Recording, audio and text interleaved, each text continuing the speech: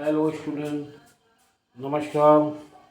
अभी तक आपने प्रोनाउंस के जो भेद देखे हैं, उन भेदों में जो सबसे पहला भेद था वो था पर्सनल प्रोनाउन। 4 प्रकार के प्रोनाउन बताए गए थे। इसमें जो पहला था पर्सनल प्रोनाउन, उस पर्सनल प्रोनाउन में 3 भेद थे। वो 3 भेद first person, second person, third person थे, जो बहुत महत्वपूर्ण चैप्टर था। वो उसको आपने पढ़ लिया। इसके बाद में जो दूसरा आता है वो है reflexive pronoun. Reflexive pronoun reflexive pronoun माने निजवाचक सर्वनाम।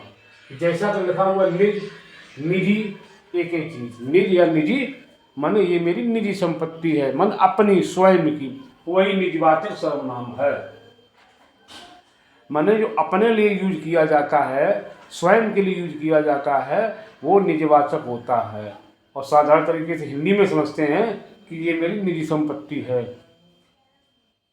जब सब्जेक्ट द्वारा किए गए काम का प्रभाव, सब्जेक्ट माने कर्ता, और कर्ता कौन?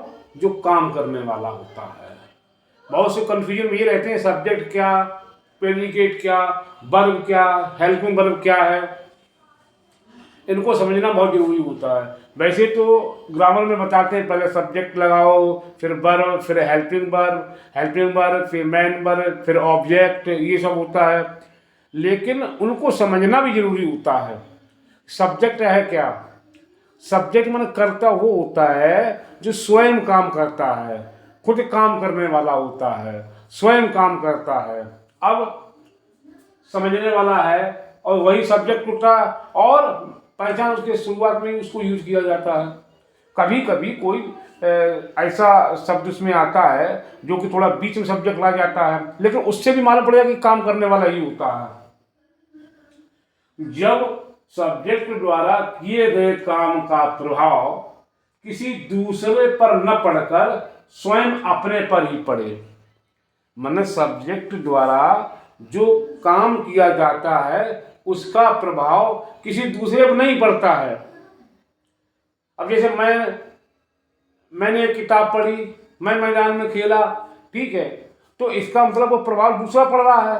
लेकिन अगर स्वयं पे है, वो प्रभाव दूसरे पे न पड़कर स्वयं पर वो प्रभाव पड़े, तो ऐसे प्रोनाउंस को हम रिफ्लेक्सिव प्रोनाउन कहते हैं। मतलब निजवाचक सर्वनाम अपने पर ही पड़े, स्वयं पर पड़े, तो उसको हम क्या कहते हैं? निजवाचक सर्वनाम। निजवाचक, मेरे पैर में चोट लग गई, मेरे पैर में चोट लगी है, पैर में चोट लग गई, hurt myself, I hurt my self,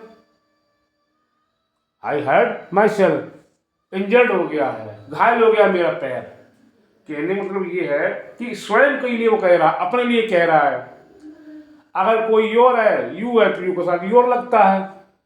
और समझने वाली बात है कि रिफ्लेक्शन में हमेशा सेल्फ और सेल्फ का प्रयोग किया जाता है। ये पहचान है। क्यों? क्योंकि अभी हमने यहाँ पे जो लिखा हुआ है ये एग्जाम्पल इसके है। अभी इसके हम आपको एग्जाम्पल बता रहे हैं। जब इसी एक्सरसाइज जब आएगी तब नाउन की एक्सरसाइज बता दीजिए। ये एग्जाम्पल इसके प्रोनाउन वाले हैं। कुछ समझने वाली बात, ये माई, माई क्या है? माई पोजीशन में आता है।